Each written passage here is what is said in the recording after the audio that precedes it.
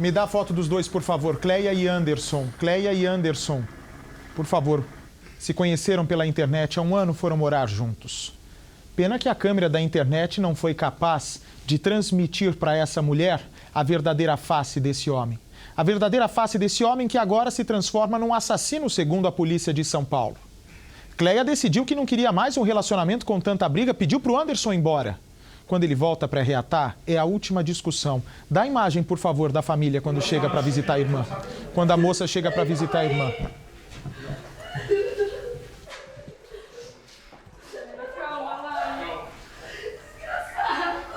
A irmã encontrou a moça já sem vida em casa. O rapaz teve a coragem de pedir a mão da moça em namoro, em casamento. Essa menina foi testemunha, a irmã foi testemunha, para isso terminar dessa maneira tão trágica em São Paulo. Põe no ar. O choro de desespero é de quem acaba de descobrir que a irmã foi assassinada pelo ex-namorado. Ele fez com ela, calma. Ele fez com ela.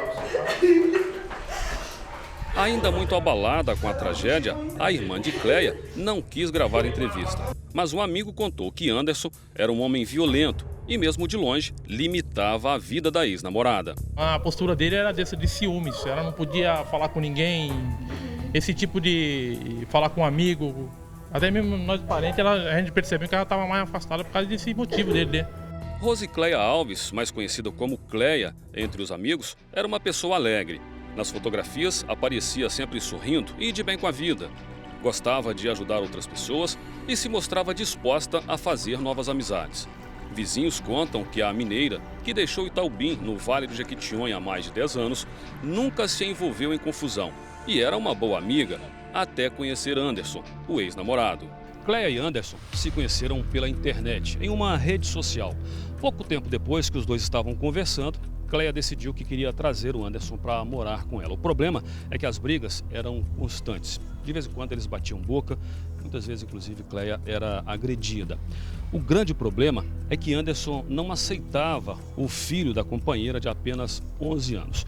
E aí virava e mexia, o menino era motivo para uma discussão. Até que, com o passar do tempo, Cleia percebeu que Anderson não era o homem que ela esperava para ela, para viver para a vida inteira. Cleia então decidiu que queria terminar o relacionamento de vez. Só que Anderson nunca aceitou o fim do relacionamento. Mesmo ela dizendo para ele que não queria mais, ele também não queria sair de dentro de casa. E sempre estava aqui, fazendo ameaças. Ele voltou para conversar com a ex-companheira, tentar reatar o relacionamento. Os dois então começaram uma discussão, né, e os vizinhos aqui até ouviram o bate-boca. Mas como era costume, era normal e depois eles faziam as pazes, os vizinhos preferiram não chamar a polícia.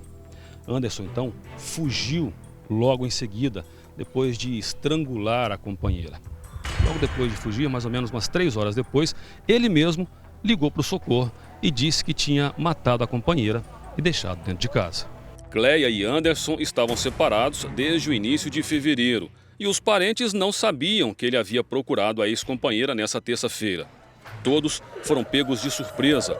O crime bárbaro e covarde causou revolta. Nesse momento, alguns parentes e alguns amigos estão na janela, olha só, fazendo o reconhecimento da dona de casa, esperando inclusive os peritos da Polícia Civil chegarem para entrarem na casa e começarem o trabalho da perícia, para só depois liberar o corpo então para a família. A polícia ainda procura por Anderson, que permanece foragido. Informação que ele já estava longe. O carro dele já foi flagrado numa região. Sim, já foi, passou num radar inteligente lá pela Zona Norte. Vizinhos contaram que a briga entre Anderson e Cleia durou pouco mais de 10 minutos. Depois tudo ficou em silêncio. Cleia não teve tempo nem de pedir socorro. Foi morta pelas mãos de Anderson, o homem em quem ela confiou e tinha colocado dentro de casa para viver com ela e o filho. Depois de matar Cleia, Anderson saiu por aquela porta que tem lá no fundo que dá acesso ao corredor.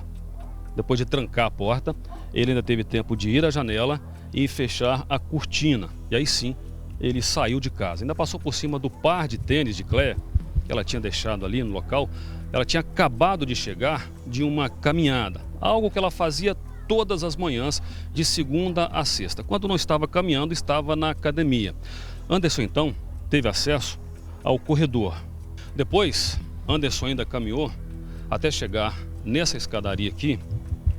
Ele passou por todo esse trecho aqui para chegar até a rua, até esse ponto aqui, porque o carro tinha ficado estacionado nesse local, um ponto estratégico para ele poder conseguir fugir. A polícia agora quer tentar as imagens daquela câmera ali para saber exatamente como o ex-marido de Cleia, Anderson, saiu desse local. Amigos dizem ainda que Anderson era um homem estranho, não gostava de conversar com ninguém, também era violento. O casal viveu junto por pouco mais de um ano, mas foi tempo suficiente para ele maltratar a companheira várias vezes. Anderson era um homem tão ciumento, tão possessivo, que Cleia não podia se relacionar com ninguém. Não podia ter amigos, não podia nem conversar, por exemplo, com os vizinhos que moram aqui perto da casa dela. Aliás, Anderson já chegou até mesmo a clonar o telefone celular dela. Todas as vezes que ela chegava em casa e ele encontrava a companheira conversando no telefone celular com alguma amiga, ele queria sempre saber qual era o assunto, por que aquele horário e se Cleia não podia dar mais atenção para ele. Todas as vezes isso era inclusive motivo de discussão. Só que com o passar do tempo, Cleia foi se cansando desse ciúme doentio de Anderson. Aos poucos, ela foi se desligando. Só que ele nunca aceitou. À medida que ela se distanciava, ele ficava mais ciumento, mais possessivo e mais vezes ele fazia ameaças. Esta mulher, que tem medo de mostrar o rosto, conta que conviveu com Cleia por muito tempo. As duas foram grandes amigas e estavam sempre juntas, até o dia em que o motorista passou a não aceitar mais a amizade entre elas. Ele não gostava que ela falasse com ninguém. Quando ela saía, ele perguntava com quem e onde, o que ela tinha ido fazer. Afastou ela de todas as amizades dela. Até em casa ele ficava rastreando ela no fixo e no celular. A mulher conta ainda que já presenciou várias brigas entre o casal e que chegou inclusive a discutir com Anderson uma vez. Eu não sabia que ele estava em casa. É tanto que ele perguntou o que eu tinha a ver com a vida dele e dela. Eu falei, então, ela é minha amiga, você eu não te conheço, não tenho nada contra você. Gilberto também era amigo de Cleia e tinha medo de que o pior fosse acontecer. Segundo ele, os dois perderam contato por determinação de Anderson. Mas há pouco tempo, ela teria mandado mensagem pedindo ajuda para comprar um medicamento que pode causar aborto. Ela perguntou se eu não conhecia alguém que pudesse vender, arrumar o Citotec. Acredito eu, falando que era para uma amiga, que não seria para ela, mas é um medicamento para aborto, né? O assassinato brutal de Cleia acabou chamando a atenção dos moradores da rua Zebedeu Marcolino, no Parque Vitória, em Franco da Rocha, na Grande São Paulo. Uma rua estreita, onde todos se conhecem.